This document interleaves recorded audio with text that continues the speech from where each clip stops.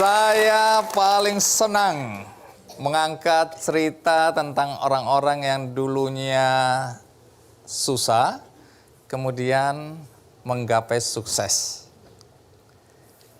Karena cerita semacam ini memberikan semangat, memberikan motivasi kepada siapapun juga. Tidak peduli dia lahir dari keluarga yang miskin, lahir dari keluarga yang pendidikannya rendah, atau lahir dengan fisik yang tidak sempurna. Semua orang punya kesempatan dan punya hak untuk sukses. Tinggal bagaimana dia bersungguh-sungguh untuk meraih sukses itu sendiri. Nah, itulah topik kita kali ini. Siapa tamu yang akan saya undang? Mari kita sambut Esra Manurung.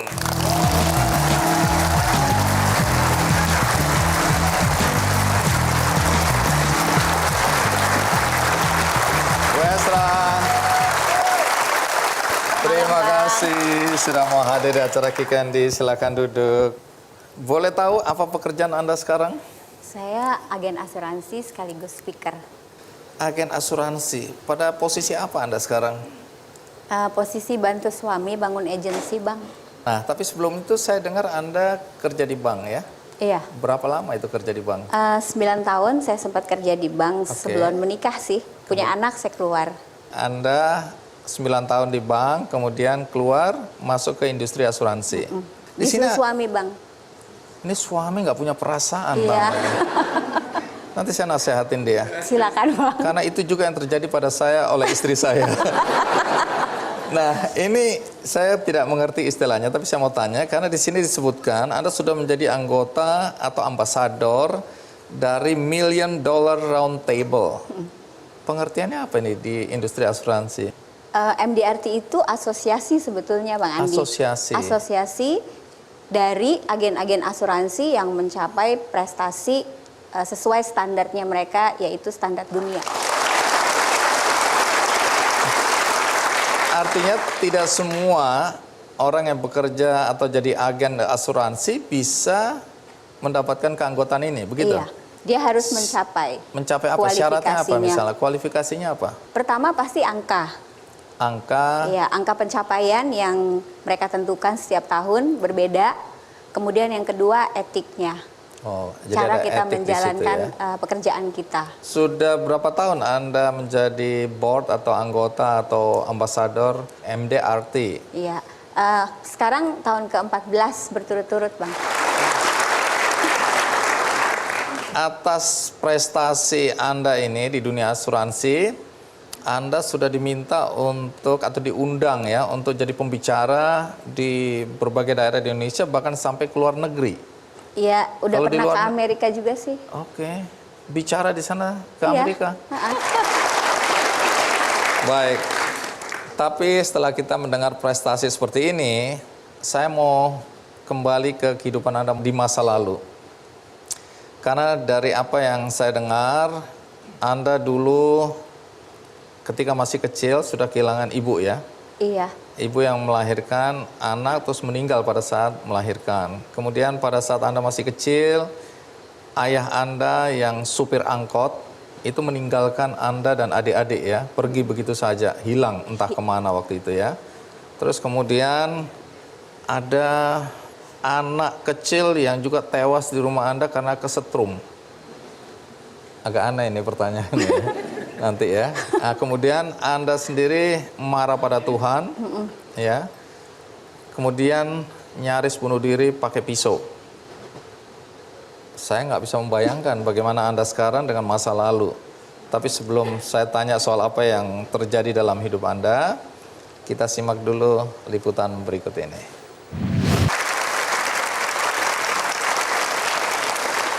Jadi benar ya, Anda lahir dari keluarga yang miskin ya. Jadi ayah supir angkot. Di daerah mana itu? Kami tinggal di Cilincing, Bang Andi, dekat. Kalau dulu pembuangan sampah itu di Cilincing dekat rumah kami. Jadi Bang Andi sama teman-teman semua ya buang sampahnya di sana. Jangan tuduh saya, ini mereka. Kan sampah ini Jakarta. Baru bertemu 5 menit Anda sudah mulai menuduh saya ini. Sampah ini Jakarta. Kalau ada masalah dengan suami jangan saya dilibatkan. Okay. Oke. Jadi Ayah supir angkot, ibu pekerjaannya apa? Mama ngurus anak-anak, kadang-kadang kalau lagi butuh uang dia jualan cabai di pasar. Berapa anak ini ya? Kami 5, sebelum mama meninggal 5, setelah meninggal jadi 7. Oke, menarik ini ya. Ibu meninggal? Iya. Meninggal pada saat melahirkan? Iya. Bisa cerita sedikit apa yang terjadi waktu itu?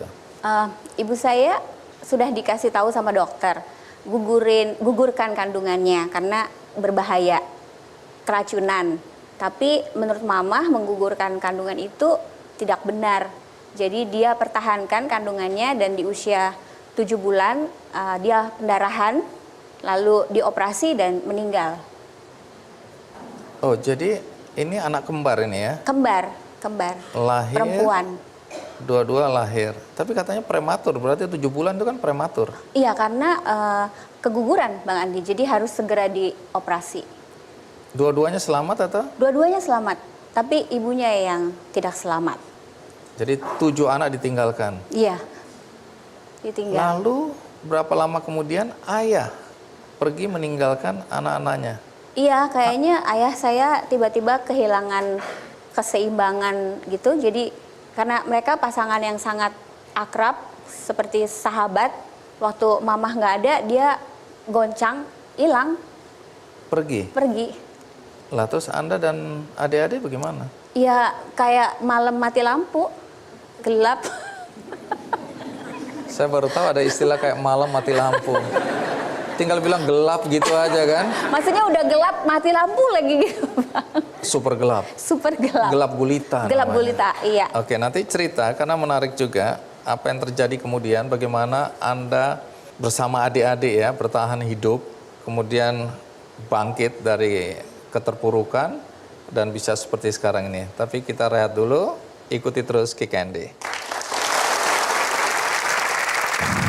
Waktu dia meninggal, saya janji sama Bapak, mulai dari saya sejarah akan berubah.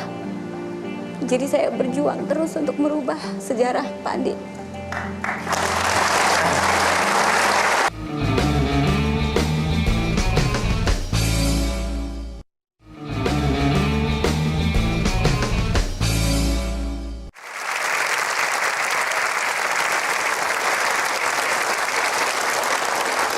Nah, Bu Esra, setelah Ibu meninggal karena melahirkan adik-adik Anda ini, ayah pergi begitu saja karena kehilangan keseimbangan hidup, karena belahan hatinya meninggal.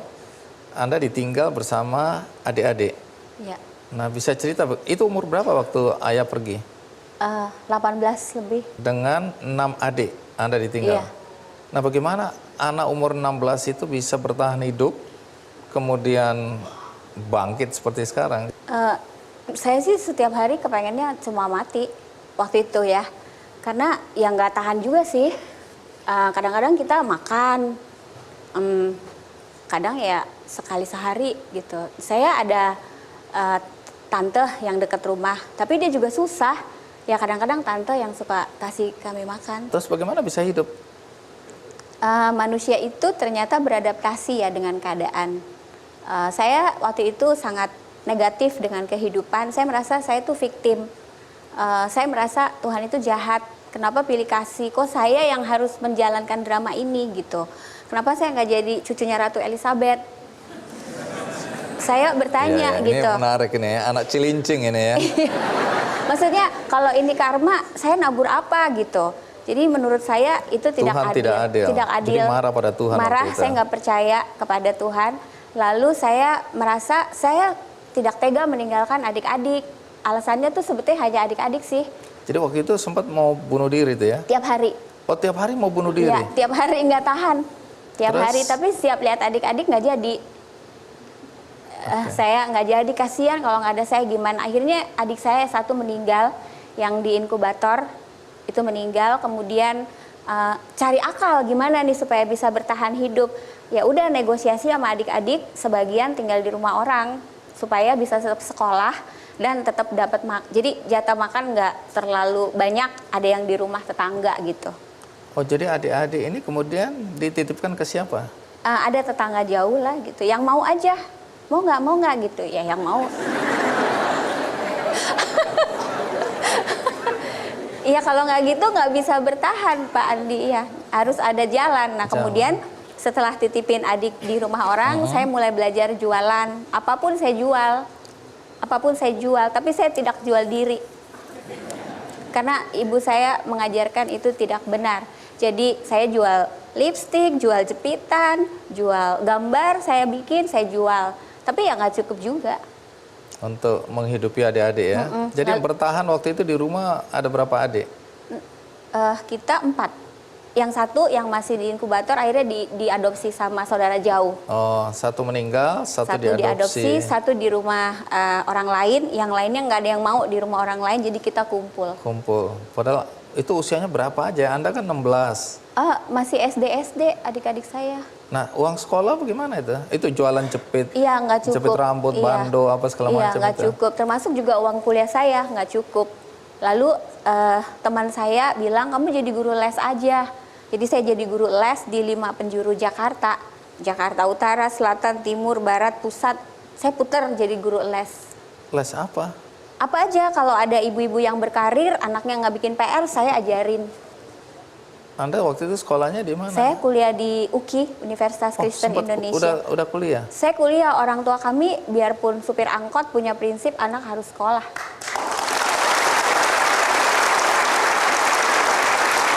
Tunggu, sebelum nanti akhirnya bekerja di bank, soal anak yang tewas di rumah Anda kesetrum itu penting sekali buat saya itu. Kenapa? Apa yang terjadi? Itu kan rumah kami listriknya tidak sesuai standar. Namanya juga rumah ya begitu ya Bang Andi. Jadi listriknya ada yang terbuka lah kabelnya. Nah ya ada tetangga yang datang main pegang kabel ya meninggal. Jadi ini kecelakaan lah ya. Kecelakaan. Jadi situasinya seperti itu ya. Iya. Tapi ya itu mengerikan sekali menambah buat beban, kami. apalagi anak-anak ini melihat ada anak lain main ke situ dan meninggal. Dan kami harus tidur di tempat itu terus kan. Nggak bisa kemana-mana ya. Nggak bisa kemana-mana. Selesai kuliah Anda kerja di saya selesai kuliah dapat beasiswa dari LIPI karena seperti ada yang menolong saya ikut lomba karya tulis ilmiah, terus menang, akhirnya saya beasiswa bisa lulus. Lalu orang tua murid yang saya ajari bikin PR itu melihat saya suka ngajar sampai larut malam, terus dia bilang, kamu kalau udah lulus kerja sama saya aja ya. Jadi dia bawa saya kerja di bank. 9 tahun, kemudian Anda pindah ke industri asuransi. Iya. Dipaksa suami tadi? Saya nggak cocok di bank.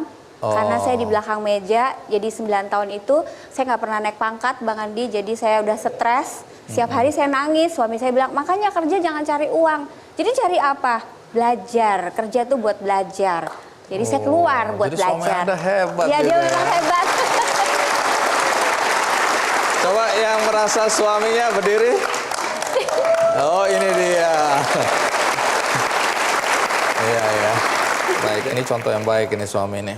Jadi suami mendorong daripada kerja di bidang yang kamu tidak suka, lebih baik kamu cari bidang yang kamu juga bisa belajar. Maka pindah ke dunia asuransi. Karena saya suka dengan fleksibel waktu.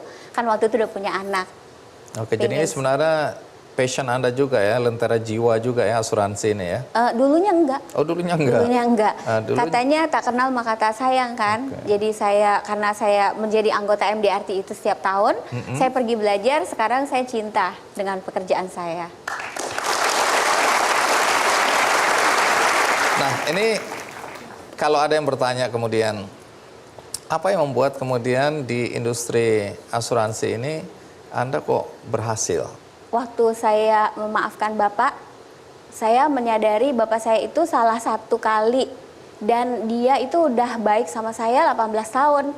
Dan hidup dia kan selalu susah. Jadi saya bertekad untuk merubah sejarah. Saya pengen bakti sama Bapak. Dan itu yang membuat saya kuat di pekerjaan yang sangat susah itu. Dan sampai akhirnya saya bisa menjadi ahlinya. Waktu dia meninggal, saya janji sama Bapak, mulai dari saya, sejarah akan berubah. Jadi saya berjuang terus untuk merubah sejarah, Pak Andi.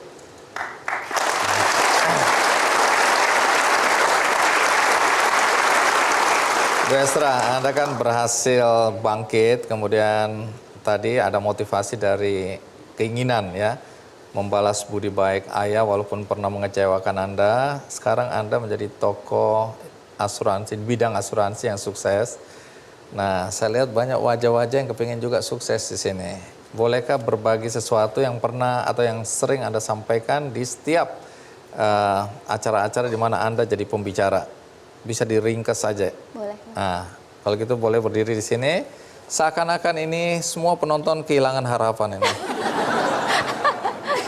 Oke, silakan beri motivasi, berikan semangat. Selamat malam Bapak Ibu semua. Suami saya itu bilang, kalau kita kerja, jangan kerja buat cari uang. Jangan kerja buat popularitas. Karena uang itu sifatnya suka lari, kalau dikejar dia lari.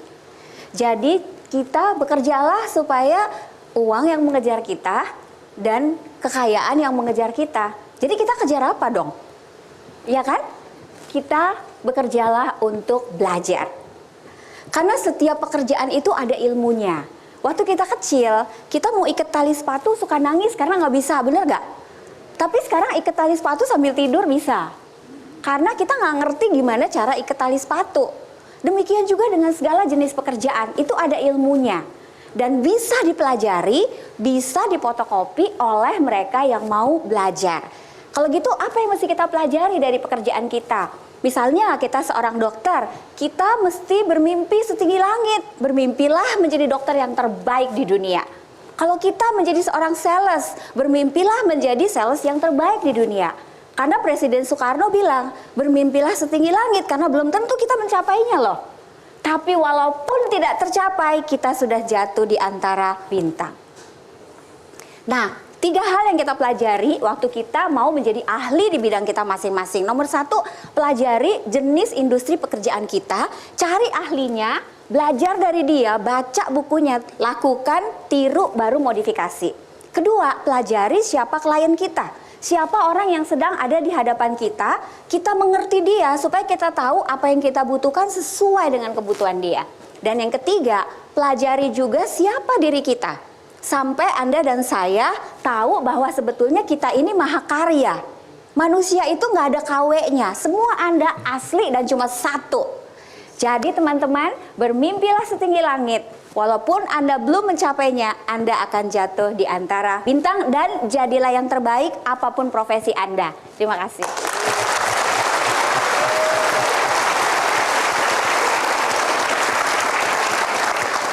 Baik, menarik sekali, terima kasih. Setelah ini kami ingin mendengarkan bagaimana pertemuan Anda dengan ayah yang pernah meninggalkan Anda. Dan tadi Anda jelaskan bahwa ayah inilah justru yang memotivasi Anda sehingga Anda bisa sukses seperti sekarang. Kita rehat sejenak, saya akan segera kembali.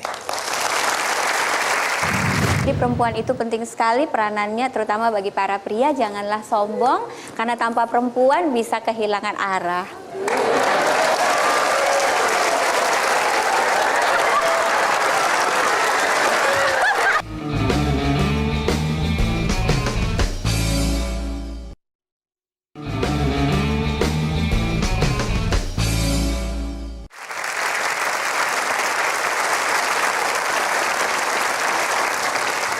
Terima kasih Anda masih bersama saya di acara Kikendi dan tamunya masih Ibu Estra Manurung.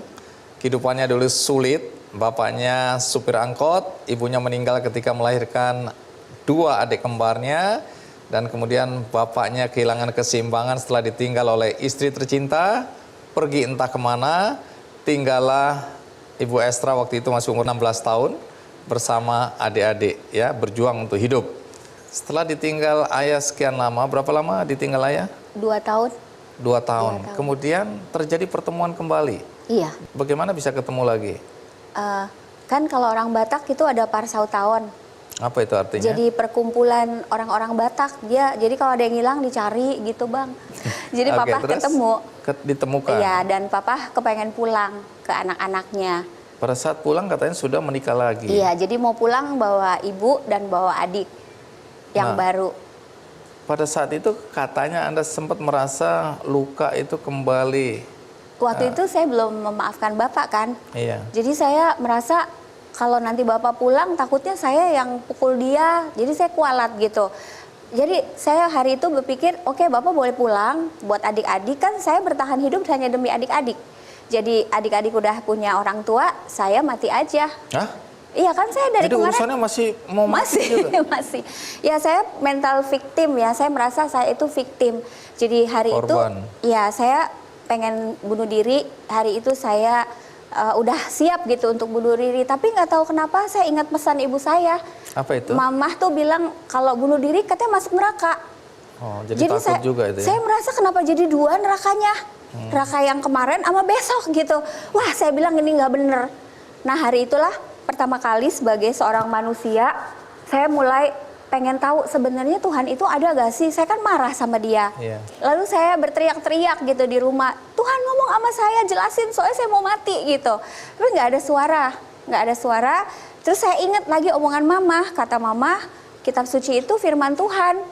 Jadi saya ambil kitab suci, saya simsalabim buka gitu, saya tunjuk pakai tangan.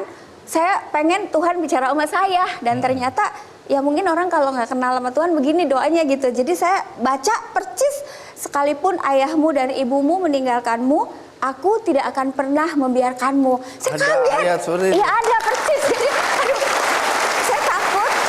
Nah hari itu saya seperti reborn, saya tiba-tiba bangkit. Lahir kembali. Iya, dan saya bertekad saya mau merubah hidup dan menerima Papa. Terus saya kayak jadi punya pemikiran, kok saya jahat banget ya, Papa cuma salah sekali. Kok saya mau menghukum dia seperti itu? Jadi saya terima Papa pulang, datang sama ibu dan juga sama adik. Ya udah, masalah saya terselesaikan satu. Dari situ Bang, saya pelan-pelan mulai merubah hidup saya mulai kerja, akhirnya ketemu jodoh. Dan kata suami saya lagi, itu ada 3 pertemuan yang merubah hidup manusia. Apa itu? Menarik. 1, kalau manusia itu bertemu dengan Tuhannya. 2, kalau manusia itu bertemu dengan orang yang cinta dia apa adanya. Ini modus ini nih. Terus? Iya, Yang kan ketiga? kata suami saya, Bang. Yang ketiga, kalau dia bertemu dengan partner bisnis yang tepat, maka 3 hal ini akan membuat hidup dia berubah secara drastis. Karena tadi Anda sempat cerita juga bahwa ada bibi yang walaupun sama-sama miskin, Oh iya. tapi juga ikut membantu. Bibi itu sudah ada di sini ya. Ibu Lydia Nainggolan. Tunggu dulu, kalau dari pandangan Anda, Ibu Lydia, yang Anda ingat dulu masa kecil Esra ini, sesusah apa hidup mereka dulu itu? Susah banget, Pak. Susah banget. Soalnya kalau di Cilincing itu kan kumuh, ya kan, sampah. Terus rumah sebelahnya rumah saya panggung.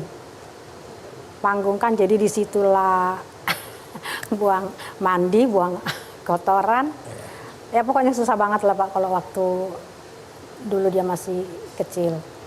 Nah, sempat waktu ayah ibunya nggak ada, anak-anak ini kesulitan, katanya dengar-dengar bantu-bantu bahkan sisihkan sebagian ikan. Iya, untuk jadi saya juga kan waktu itu kan susah juga, sama-sama susah. Jadi kadang-kadang ikan gumbung itu yang kecil saya bagi 2, anak saya 3. Jadi untuk Pak siang, sore, sama malam kan berarti 6 potong kan. Nah, dia datanglah tiba-tiba. Kadang-kadang mungkin dia pikir tante bosan, dibuka pintu diambil aja udah. Jadi kalau kalau saya lihat udah nggak ada berarti Esra yang Padahal ambil itu buat cadangan adik-adiknya. itu ya? Iya. Ya, sesusah itulah Pak.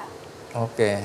Nah, waktu lama nggak bertemu, terus Esra udah sukses, katanya pernah ngajak Pernah pergi ngajak ya ke Hong Kong. kemana? Terus ke Hong Kong, Wish, ke orang Singapura, Cilincing ke Hong Kong. ke Malaysia. Kemana lagi? Sampai saya waktu itu ini mimpi apa enggak sih, pas di pesawat saya cubit. Iya benar, orang Cilincing naik pesawat SQ lagi kan. Oh ya Tuhan, terima kasih. Nah tapi yang paling berkesan, dia pernah ngajak saya ke Makassar. Ya kan, jadi dia waktu itu seminar.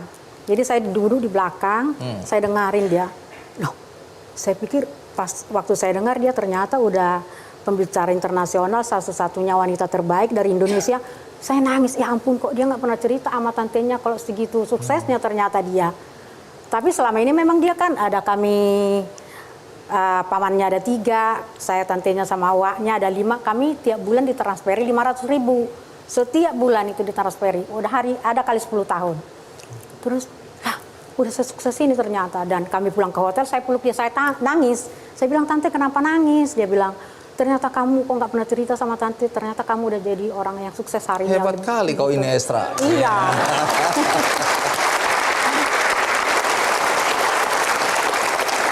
Dan dengar-dengar waktu suami sakit juga ya? Iya, suami saya sakit kanker hampir 4 tahun, ada pernah 2 bulan di Darmais karena kanker usus, jadi udah dioperasi pakai kantong, jadi BAB-nya lewat kantong samping. Jadi saking mungkin hanya dia lah yang banyak menopang saya, memberikan kekuatan, maka saya hari ini bisa ada sampai hari ini. Jadi waktu itu dia telepon saya, Tan, supir saya udah nyampe belum? Dia bilang. Terus emang ngapain supir kamu datang? Saya bilang ngantarin duit. Hah, ngantarin duit? Iya. Berapa? Saya bilang 17 juta. Hah? Soalnya seumur-umur Pak, selama hidup belum pernah ngeliat duit juta-jutaan kan? Iya, dari wajahnya udah kelihatan. Pas dia supirnya datang, Bu, ini titipan dari Bu Estra Manurung. Oh ya makasih Pak. Terus saya bawa ke kamar, saya unjukin suami saya, waktu itu udah kemo 3 kali, jadi fisiknya udah lemah. Jadi dia bilang, itu duit mah. Saya buka, dia bilang, aduh katanya dari terbuat dari apa sih, hatinya Ipan dan Estra ya, dari emas kali ya mah, kata dia gitu. Dia nangis suami saya, dipeluknya lah itu uang, itu untuk keperluan Bapak, aku bilang. Bukan istrinya yang dipeluk, tapi uang. Uangnya Pak yang dipeluk. Itu baru suami. Makanya istri saya nggak percaya sama saya. Antara istri dan uang pasti yang dipeluk uang dulu.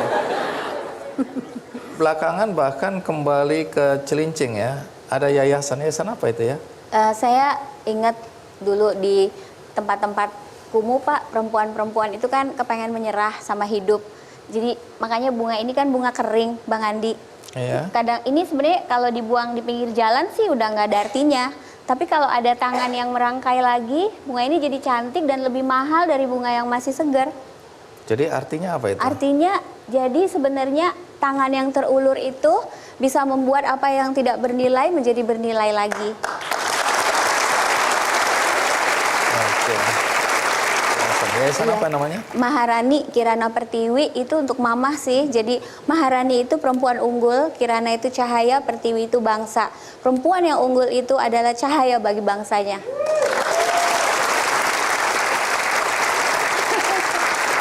Semakin gak berguna laki-laki ini. Tapi apa boleh buat, saya terpaksa melanjutkan lah, walaupun hati sakit sekali ya. Dan dia adalah penolong suaminya Bang Andi. Istri? Iya, penolong suami dan penolong anak-anak. Iya. Kan waktu mama nggak ada, papa kelihatan kayak kehilangan pegangan. Limbung, ya? Jadi perempuan itu penting sekali peranannya, terutama bagi para pria. Janganlah sombong, karena tanpa perempuan bisa kehilangan arah.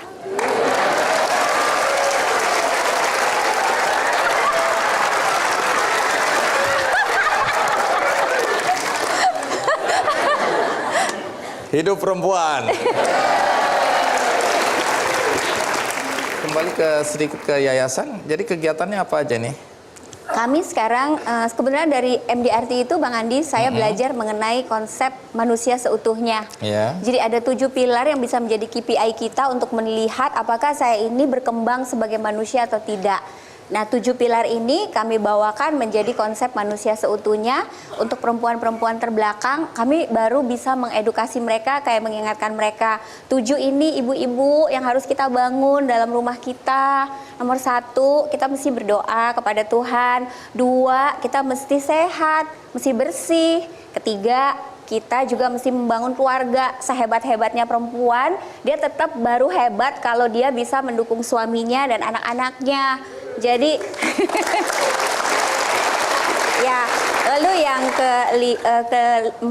keempat adalah perempuan itu juga harus pintar mengatur keuangan. Kalau suami udah kasih rezeki, ya mesti surplus setiap bulan diatur. Kelima, juga mesti ada kreativitas entrepreneurship. Salah satunya kami ngajarin bikin bunga-bunga ini. Dan yang keenam, education, pendidikan, di mana sebenarnya bangsa yang berpendidikan itu dimulai dari rumah. Seperti saya, walaupun ibu saya susah, tapi dia bertekad menyekolahkan saya. Kita semua sekolah di sekolah Katolik, sekolah Marsudirini itu di Tanjung Priok populer. Mereka setengah mati, bayarnya terlambat mulu, tapi dia berjuang untuk anak-anaknya sekolah. Dan yang terakhir, sehebat-hebatnya manusia, dia baru hebat kalau dia melayani, bukan dilayani.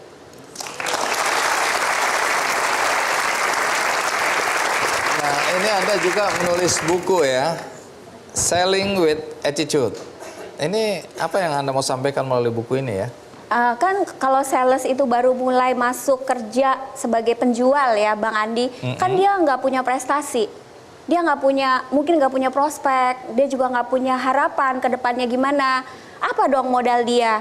Karena kalau mental miskin bilang saya nggak punya apa-apa, tapi selling with attitude bilang masih ada, yaitu attitude.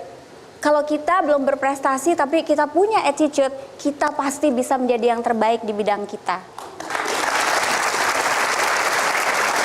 Baik, jadi ada penonton hari ini yang beruntung mendapatkan buku ini ya. Sudah diundi dan ini dia nama-nama yang mendapatkannya. Terima kasih Bu Esra ya sudah berbagi cerita inspiratif buat kami semua di sini. Saya banyak belajar hari ini. Semoga apa yang Anda harapkan dan cita-citakan semua terwujud ya. Amin. Terima kasih. Terima kasih. Iya. Saya pengen kasih Bang Andi bunga ini boleh? Wah, dengan Terima senang kasih hati. juga udah membuat inspirasi buat Indonesia. Bang Andi seperti tangan yang terulur, apa yang tadinya nggak berarti jadi berarti gara-gara ada Kick Andi. Ya Bang. Terima kasih, keren sekali ya. Kita berikan aplaus sekali lagi untuk Esra Manurung.